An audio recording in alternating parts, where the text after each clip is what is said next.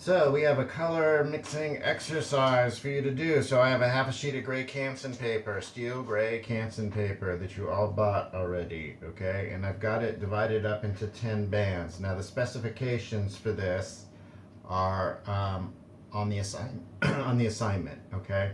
So we have an inch at the top, and then we have a band that's an inch and a quarter, and then we have a half inch in between, so inch and a quarter, half inch, right? And then the middle ones we've got divided up into two halves, okay? Which, had I thought about that, I probably could have done something a little bit different than this, but anyway, you'll see. And then we have, these bands coming down this way. The first band is going to be taking primaries basically and working a warm yellow from on this side to get to red on this side. So all the transitions that are going to happen from warm yellow to yellow orange to red orange to red. Okay, and then on this one it's going to be cool yellow. So the cool yellow transitioning from yellow green to blue green, I think is what we're going to end up with. And then this one will be the cool red going to violet. This one is going to, these are going to be tints, that's why they're smaller. So we'll have, both primaries and secondaries. So we'll have a primary, say red, and then getting all the way to white, right? So what I'm probably going to do is put white down first and then red, and then make our transitions from that. Remember, gradation is a logical progression. So we're going to make sure that we go, from red to white, and that each step is going to be lighter as we get to the white, okay?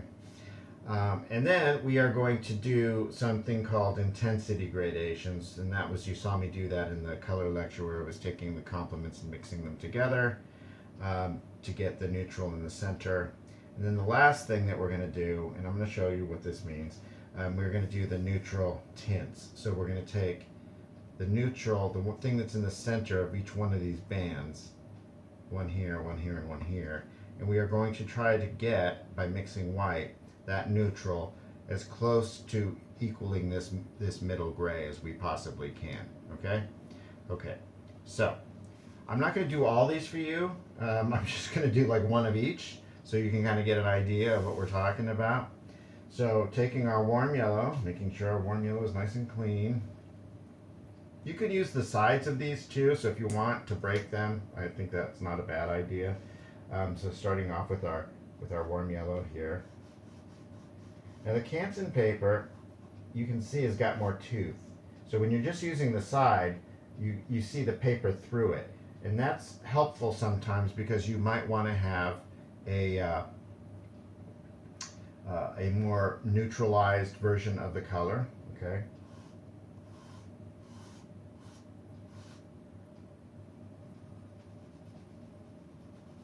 But here I'm going to actually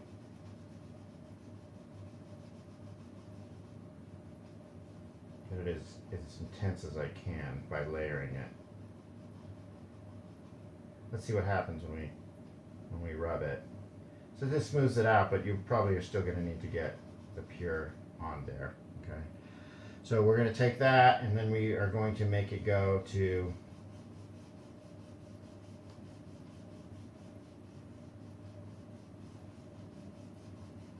yellow orange.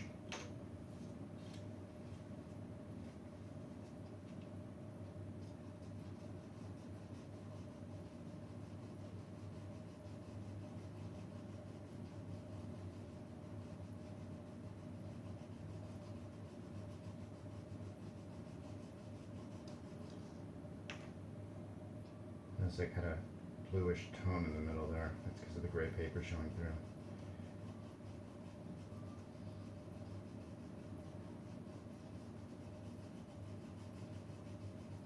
Oh, nice color. And then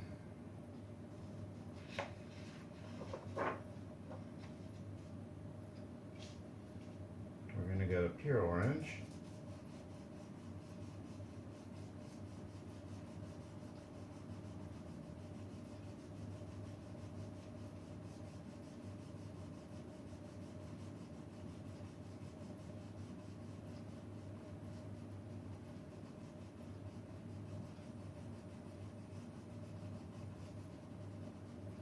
don't know, as you guys are looking at this on the camera, on the computer, if you can tell this or not.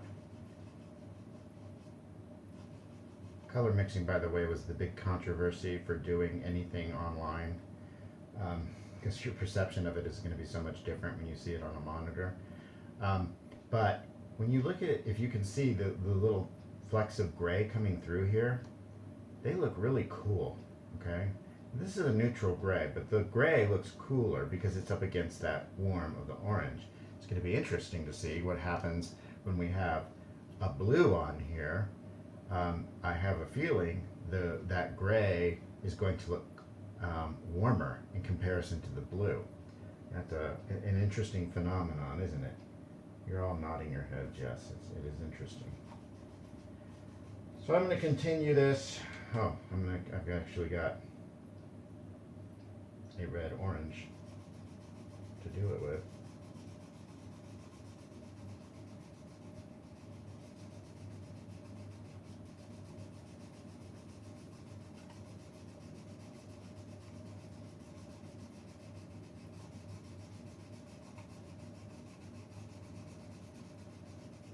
These steps don't have to be equal.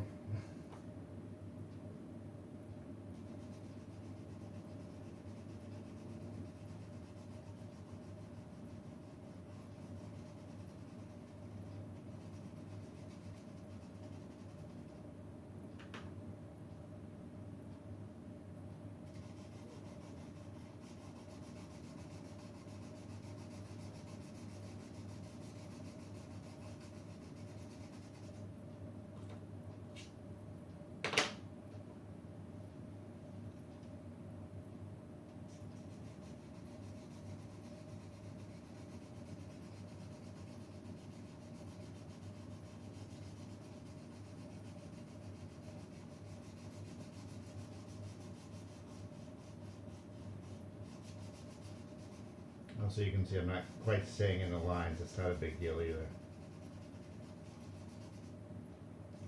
The lines are just sort of a guide. Let's transition that.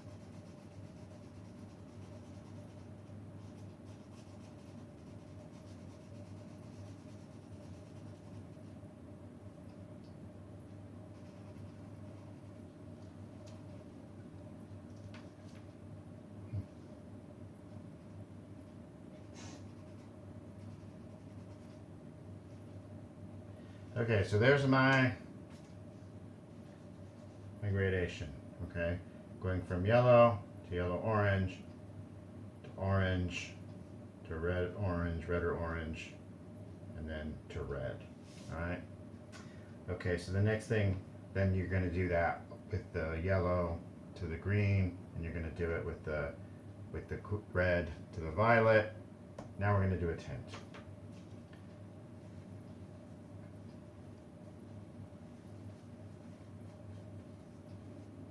We did red already, so it doesn't matter which goes where. You know, maybe the first ones you do your primaries, and the other ones you do your secondaries. And then I was thinking about this, that if the white were right in the middle, you do both at the same time.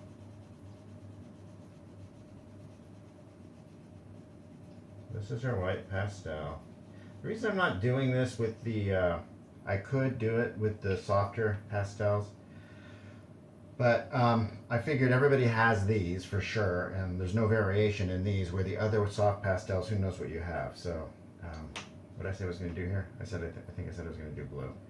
Oh, so let's see what the blue looks like, if the gray in between looks to be warmer.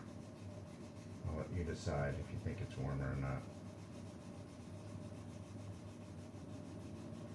Yeah, I think so. I think that gray does appear warmer. And you've got the blue next to it.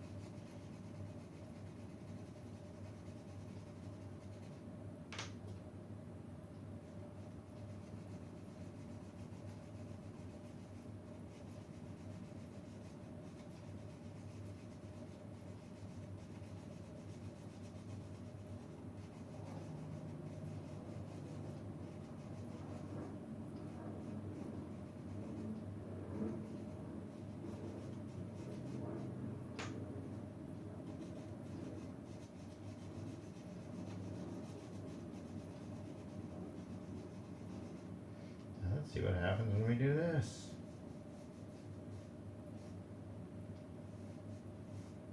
That looks nice, doesn't it?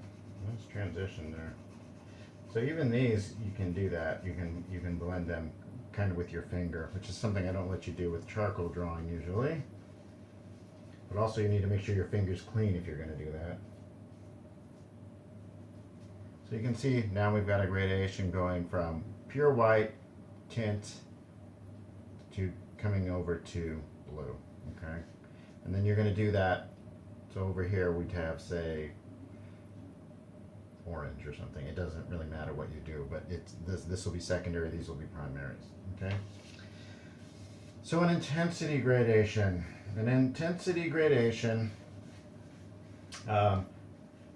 Let's do yellow to violet. Why not? See what that looks like.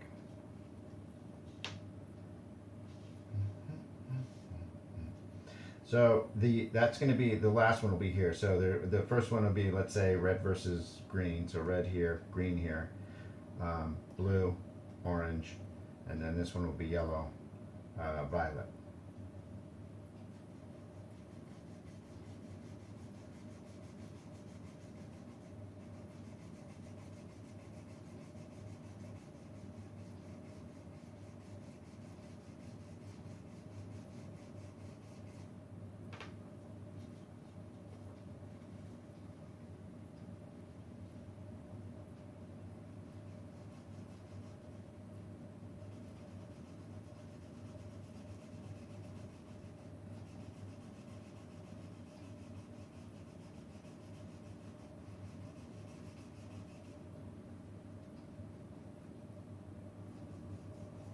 Just like with charcoal drawing, whenever you're blending, you're probably doing that at the earlier stages. The thing you need to understand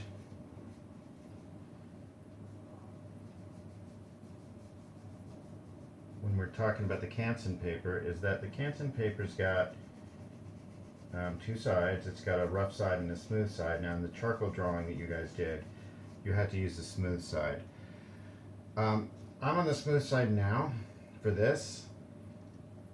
When we do the actual drawing, I'll show you examples of what it looks like with the rough side versus the rough side is when you would use it for pastel. But if you want more of a detailed drawing, then you would use the smoother side. It's really kind of up to you. Also, you're going to have some choice. I'll mention that you get some choice as far as the color of the paper. So I have on the syllabus that it's going to be the gray Canson paper, and certainly that's fine. But you might decide that you want to use a toned paper, and I'll show you some examples of that too when we get to it. Okay.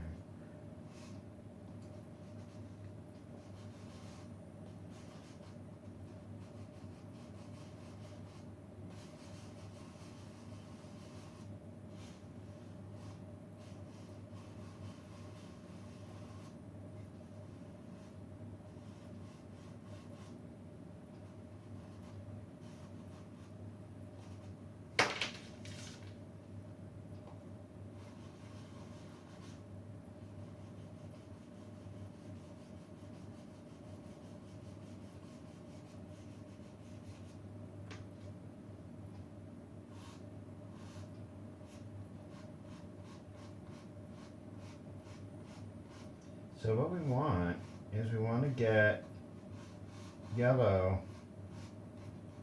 pure, and then yellow with a little bit of violet in it, and that makes it kind of more of a neutralized yellow, right?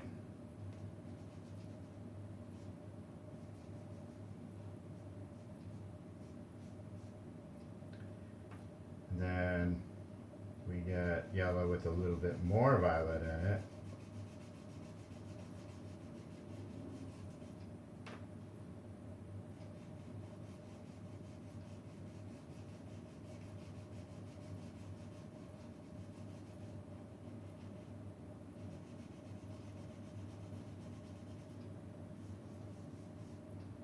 right now this is pretty much like that. It's also pretty close to our neutral gray, isn't it? It needs to be a little bit lighter.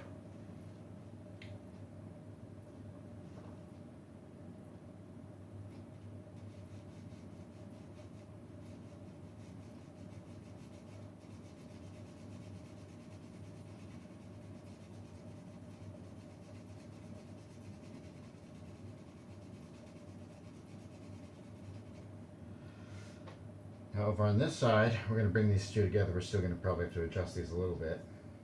We should have a little bit of yellow in here.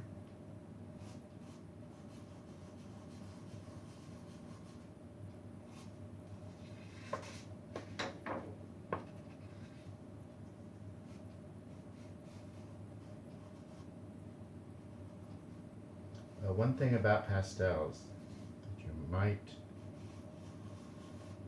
take advantage of.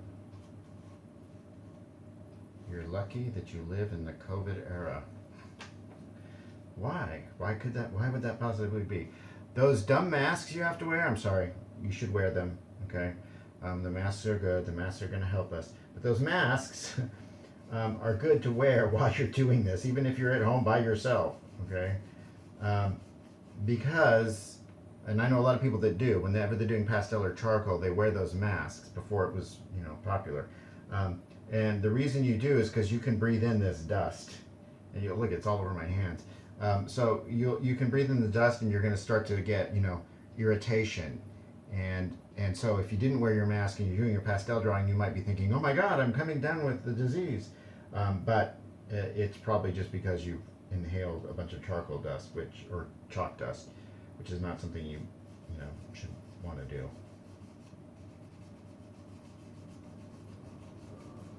So in the middle, we want it to be about equal proportions.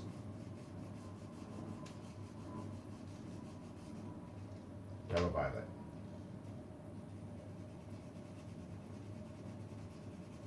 Making that nice gray. And then a little bit less yellow in here.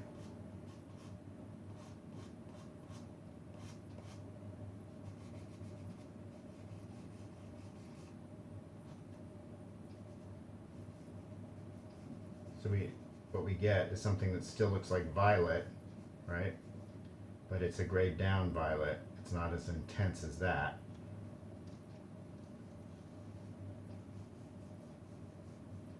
Until we get to this neutralized one, and then we start coming out over to the yellow side, okay? Now, the thing you're going to need to do, and this is probably the most important thing, is in this last band, you're going to have 3 swatches. So we'll use, since we just did this one, maybe we should do another one since we didn't do that one. We'll take this value that we have here, right?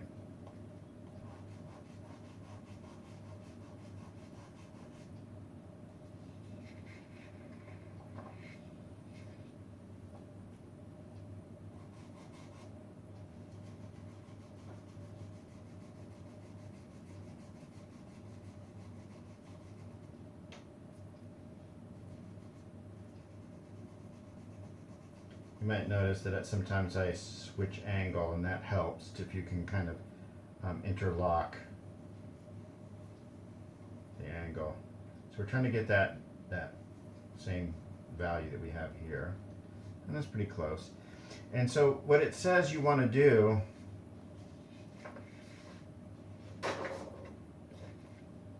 I say that like I didn't write that.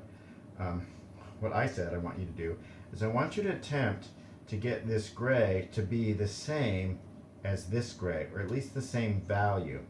And how do you do that? How do you tell what's going on as far as value? Each color you have, each hue you have, has its own particular value. That means that if you took your color wheel, right, and you did a black and white photograph of it, these colors wouldn't all look the same, okay? They would, and this includes a grayscale on the color wheel. So you can match up the colors to their respective value, okay? And so if you look at, say, yellow does not match up quite with with white, it matches up more with this value number 9 here. And how do I know that? Well, what you have to do is you need to look at it with blurred vision, okay? And when you see the difference disappear, that's how you know which gray is going to match the color. So that the blue violet, it looks like it's going to be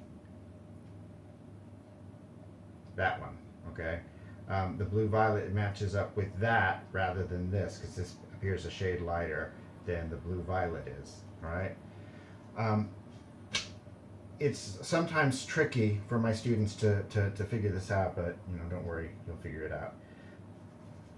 So now I'm adding white to it. Now that is too light. Let's see if we can mix it together.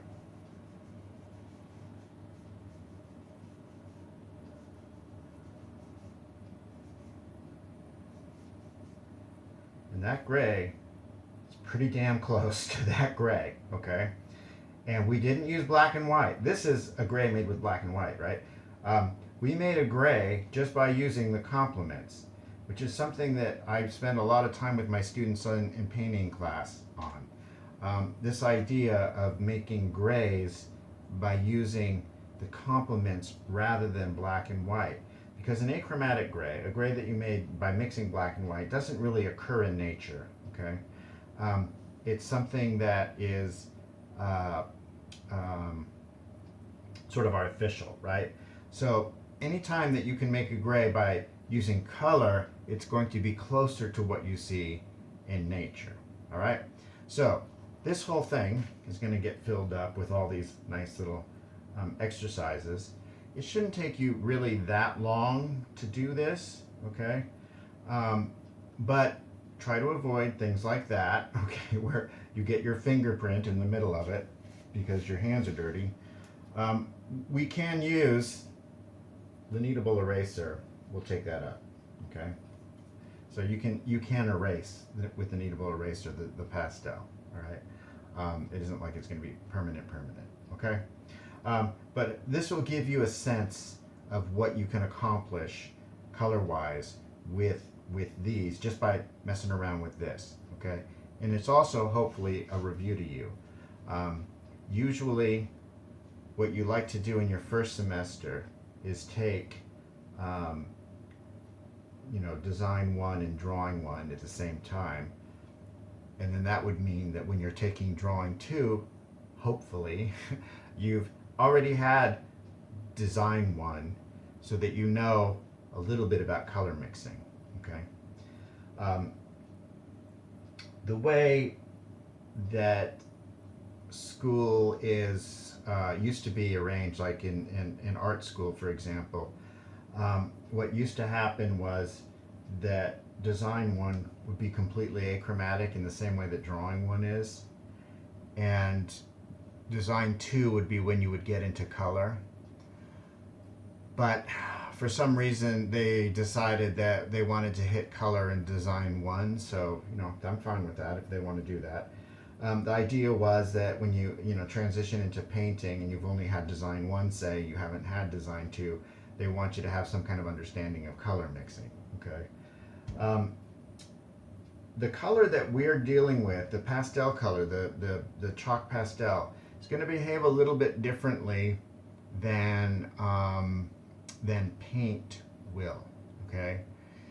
With paint, when I'm teaching a painting class, beginning painting, and I am teaching beginning painting, when I teach that class and we start to get into color, and we have to do a still life, and I have them do fruit, and I'm going to have you guys use fruit as well, but I'm really specific with them as to the type of fruit, okay? So what I usually ask them to get is something like an apple or a pear or something that has a little bit of translucence to the skin, because that really, oil paint it can really communicate that, okay?